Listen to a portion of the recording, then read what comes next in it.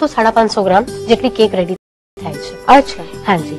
60 grams એટલે કે 3.5 table spoon butter. આને છે ને બીટ કરીને ફ્લફી કરવાનું છે. 120 ગ્રામ્સ મેંદો લીધો છે મેં, હાફ ટીસ્પૂન ખાવાનો સોડા, અને આ છે બેકિંગ પાવડર. અને પછી આ જે આપણે રેડી કર્યું છે ને એને આપણે ધીરે ધીરે આપણા બેટરમાં નાખીશું. ઓકે, આ મેંદો 120 ગ્રામ્સ છે, આપણે છે ને દૂધથી ડાયલ્યુટ કરશું. અચ્છા.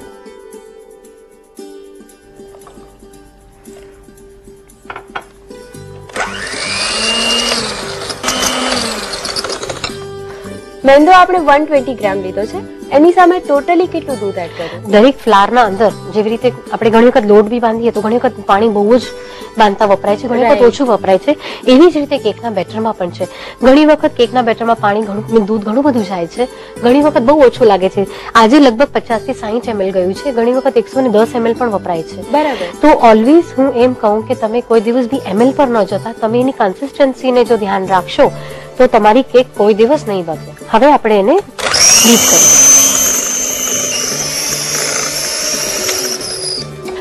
બેકિંગ કરવા માટેનો એક નિયમ છે, તમારે ઓલવેઝ એલ્યુમિનિયમનું વેસલ જ લેવું જોઈએ. અચ્છા. હાજી, અગર તમે સ્ટીલનું વેસલ લીધું તો તમારી કેક બગડી જશે. તો એલ્યુમિનિયમનું કોઈ બી કેકનું ટીન લેવાનું છે. કેકનું ટીન લઈ અને એના ઉપર બટર બરાબર અપ્લાય કરી દેવાનું છે બ્રશથી, અને પછી એના ઉપર મેંદો છાંટવાનો છે. એને કહેવાય છે ડસ્ટિંગ. રાઈટ. તો આપણે આ ડસ્ટ કરેલું ટીન રેડી રાખ્યું છે. તો હું કેકને બેટરને અંદર નાખું છું બેક કરવા માટે. જો આ કેટલું સહેલાઈથી પડે છે ને, એવી રીતે પડવું જોઈએ. તમારે તમારા કેકના બેટરને આવી રીતે આમ વચમાંથી 5 થી 6 વખત ઉપાડી અને મૂકી દેવાનું છે. કેક બનાવશો, બેક કરશે તું એટલે ત્યારે કોઈ દિવસ કેક ફૂલશે નહીં વચમાંથી. અચ્છા. બેક કરવા માટે મૂકી દઈએ ઓવનમાં.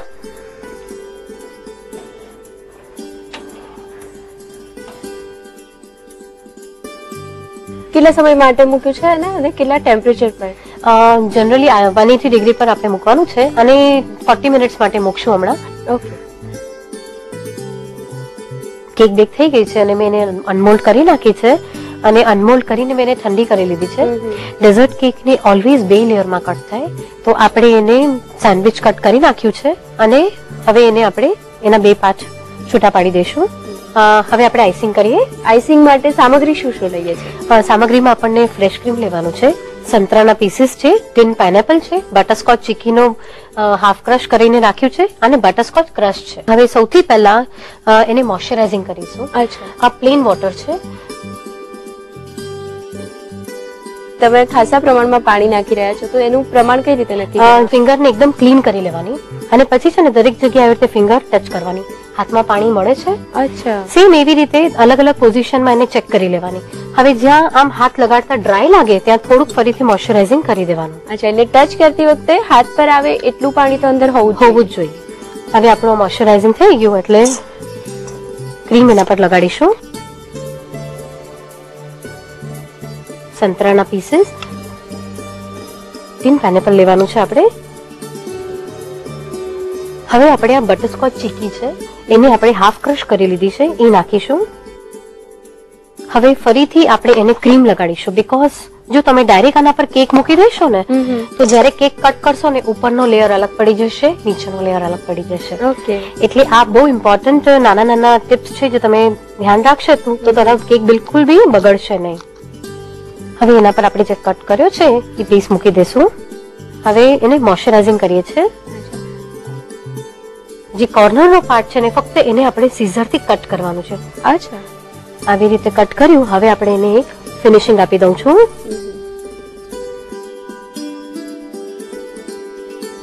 આ ક્રીમ ઉપર લગાડ્યું. ખાસું બધું ક્રીમ લગાડ્યું છે. હા, આપણે છે ને આ ક્રીમથી આખી સાઇડ્સ પણ કવર કરશું. હવે હું તમને ડોમ શેપ શીખવાડું છું. આ નોર્મલ પ્લાસ્ટિક છે, જે વેસ્ટ પ્લાસ્ટિક હોય આપણા ઘરમાં, એનાથી આપણે આઈસિંગ કરીશું. 6x3 ની શીટ છે આ, એને તમારે જસ્ટ આમ હાથથી વાળી લેવાની છે, અને પછી આમ જસ્ટ પકડી અને એને શેપ આપવાનું સ્ટાર્ટ કરવાનું. હવે આપણે એના ઉપર ડિઝાઇન બનાવીશું. માર્કેટમાં છે ને આવું ટૂલ અવેલેબલ છે. અચ્છા. આને ડિઝાઇનર પેલેટ કહેવાય છે. હા, પણ દરેક પાસે સપોઝ ના હોય અને તમારે આજે તારે જઈને ઘરે બનાવી છે કેક, અને ડિઝાઇન કરવી છે તો એનો એક ઓપ્શન મેં કાઢ્યો છે.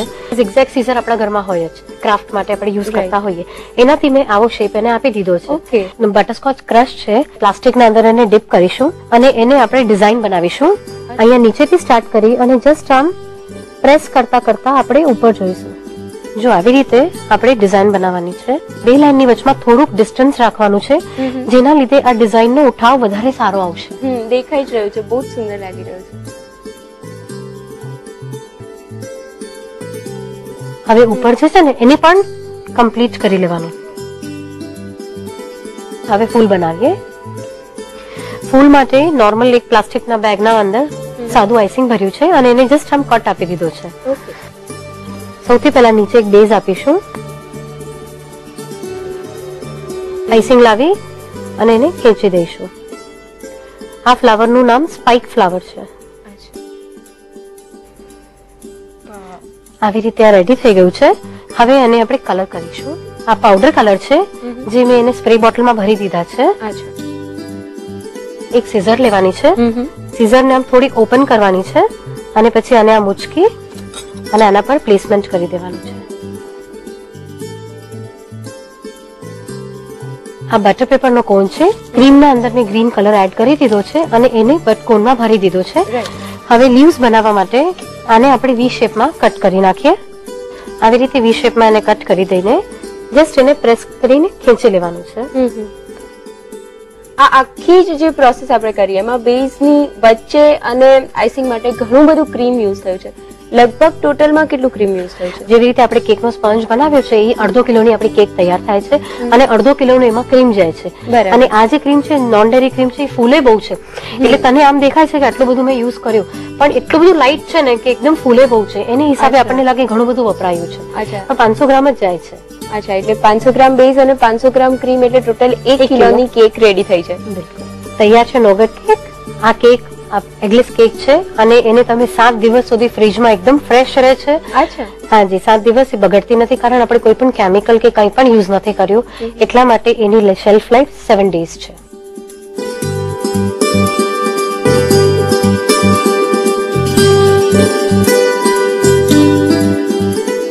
વાવ, આટલી સરસ કેક અને ઉપર આટલું સુંદર આઈસિંગ, જાણે સોને પે સુહાગા. રીત પણ લખી લો. નોગટ કેક બનાવવા માટે જોઈશે કન્ડેન્સ મિલ્ક 200 ગ્રામ, બટર 60 ગ્રામ, મેંદો 120 ગ્રામ, ફ્રૂટ સોલ્ટ અડધી ટીસ્પૂન, બેકિંગ પાવડર 1 ટીસ્પૂન, દૂધ 60 થી 70 ml, આઈસિંગ માટે ક્રીમ 500 ગ્રામ, સંતરાની પેશી 1 વાટકી, પાઇનેપલ ક્રશ 1 વાટકી, બટરસ્કોચ ચીકી ક્રશ 1 વાટકી, પાણી 1 વાટકી. ગાર્નિશિંગ માટે વ્હીપ ક્રીમ, બટરસ્કોચ ક્રશ અને કલર પાવડર. નોગટ કેક બનાવવા માટેની પદ્ધતિ: સૌપ્રથમ એક બાઉલમાં કન્ડેન્સ મિલ્ક અને બટર લઈને બીટ કરો.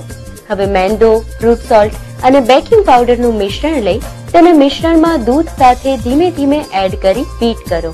હવે ગ્રીસ કરીને ડસ્ટ કરેલું એલ્યુમિનિયમનું કન્ટેનર લઈ તેમાં તૈયાર કરેલું મિશ્રણ લઈ તેને અવનમાં 180 ડિગ્રી પર 40 મિનિટ સુધી બેક કરો. બેક થઈ જાય એટલે અનમોલ્ડ કરી તેને વચ્ચેથી સ્લાઇસ કરી તેના પર સાદું પાણી લગાવી ફ્રેશ ક્રીમ લઈ હલકા હાથે સરખા લેવલે સ્પ્રેડ કરો.